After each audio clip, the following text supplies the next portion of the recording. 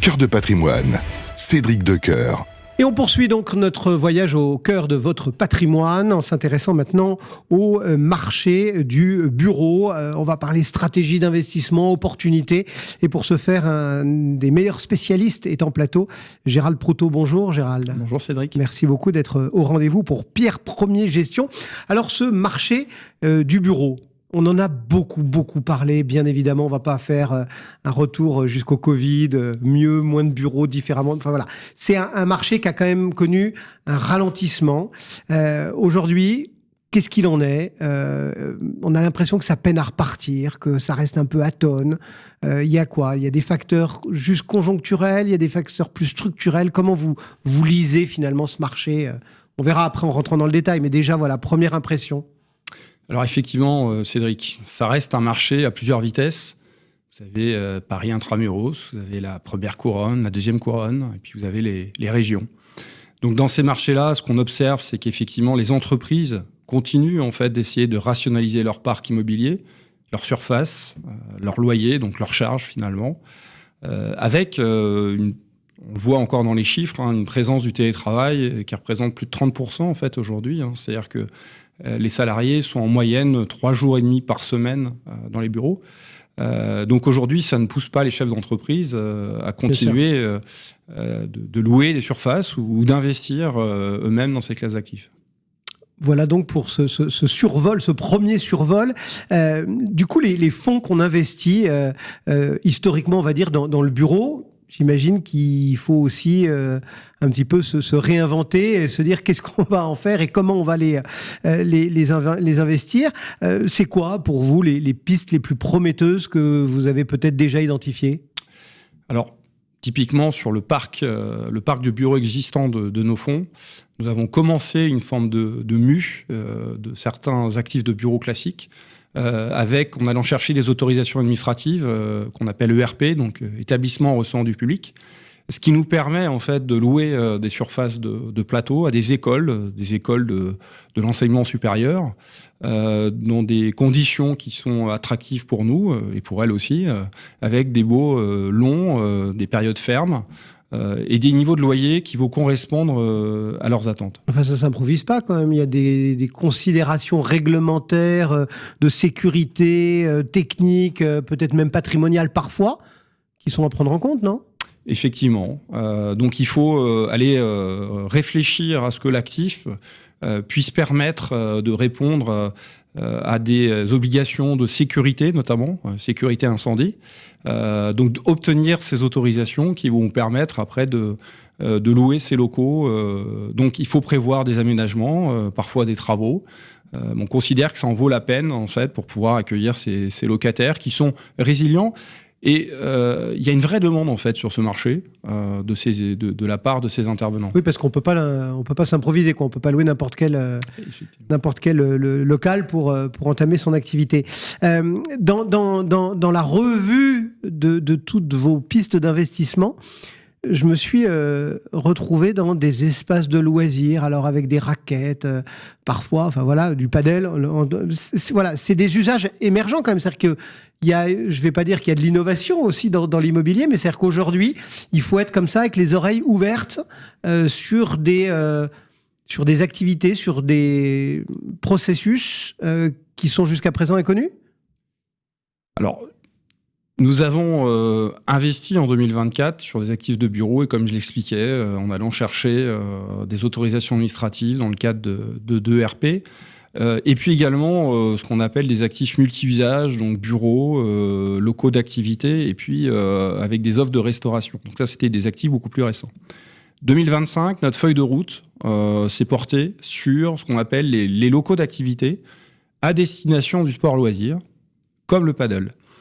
L'intérêt pour nous, en fait, c'est d'avoir des bâtiments qui, dans la mesure du possible, puissent être techniquement réversibles dans le temps. Ouais. Aujourd'hui, c'est une activité de paddle qui peut très bien fonctionner, mais la difficulté pour des investisseurs comme nous, c'est de savoir se projeter dans le temps le plus long possible, puisque le principe de nos fonds, finalement, c'est d'être sur des actifs de rendement. Ça veut dire, Gérald, qu'aujourd'hui, effectivement, du padel, tout le monde ne sait pas ce que c'est peut-être, mais c'est une espèce de tennis intérieur qui se rapproche du squash, bref. Mais peut-être que cette activité-là va pas... ou n'offre pas de garantie, on va dire, de rendement et de stabilité à terme. Et donc, au moment où vous dites, OK, on fait confiance à cet exploitant, ceci, cela, parce qu'il y a une mode, malgré tout, il faut que le sous-jacent, l'immeuble, on puisse demain en faire une salle de billard, une salle de tennis, je sais pas quoi, un club de fitness, ou peut-être même autre chose. C'est ça, c'est ce que vous appelez la réversibilité technique. C'est effectivement ce qu'on appelle la réversibilité technique. Une forme de garantie. Donc effectivement, on va être vigilant, par exemple, sur l'épaisseur de la dalle, surtout quand on intervient dans le processus de construction de l'actif, la hauteur sous plafond, puisque finalement, on s'aperçoit que la plupart du temps, ces bâtiments, il suffirait de leur ajouter une porte sectionnelle ou plusieurs portes sectionnelles pour en faire des locaux d'activité classiques. C'est-à-dire, pourquoi pas un mix bureau avec petit stockage. Donc on va revenir aussi sur les critères d'emplacement. Aujourd'hui, ça peut être ce qu'on appelle une destination, un actif de destination, où les gens vont venir pour des activités de loisirs. Et demain, ça pourra très bien être effectivement des locaux d'activité classiques qui accueilleront des entreprises qui en feront pour partie une surface de bureau et des surfaces de stockage. Donc, il faut à chaque fois réfléchir à ces éléments d'emplacement, de réversibilité, puisque on le voit, d'ailleurs, on parlait du bureau tout à l'heure, finalement, aujourd'hui, tout le monde se pose la question de savoir, sur des bureaux vacants, est-ce que je peux les transformer en résidentiel ou autre. Alors, autre spécificité de votre groupe, c'est effectivement tout le secteur alimentaire, avec notamment cet OPCI BK, Burger King, Burger King, comme dirait le Premier ministre. Vous continuez vraiment à vous positionner. On rappelle, OPCI, c'est un cousin de la SCPI. Voilà, pour ceux qui voudront faire un petit peu de recherche patrimoniale. Vous y croyez toujours? Parce que c'est vrai que dans les contextes un peu inflationnistes, on dit, il y a peut-être c'est peut-être pas une dépense prioritaire, donc pourquoi y investir? Or, ça pousse d'un peu partout. Alors, au-delà, effectivement, de la restauration rapide, en fait, nous croyons toujours à la thématique de la restauration, qu'elle soit traditionnelle sous enseigne nationale ou sous enseigne internationale en restauration rapide.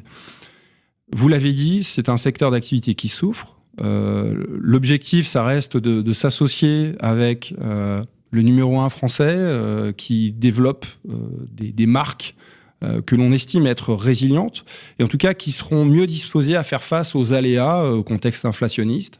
Voilà, donc ça repose également sur cette approche de l'exploitant, finalement, de la qualité de l'exploitant, de sa capacité à vous payer les loyers sur la durée. Donc on espère effectivement qu'on a fait les bons choix jusqu'à présent. Donc on continue de développer et d'investir sur cette thématique. Et d'une manière générale, tout ce qui va représenter, je dirais, de l'immobilier au sens large de loisirs, parce qu'on en parlait juste avant avec le paddle, aujourd'hui on voit que la consommation continue de se tourner vers l'alimentaire sous toutes ses formes, vers l'hôtellerie et vers les loisirs. Mais je vous entends nous parler de grandes écoles, d'immobilier de bureaux quasiment traditionnels, de sport de loisirs, de restauration de multiples types. C'est-à-dire qu'en fait, on pilote de l'investissement immobilier comme on doit piloter son patrimoine. C'est-à-dire qu'il faut diversifier. En bourse, on dit mettez... pas tous vos yeux, vous fonctionnez pareil.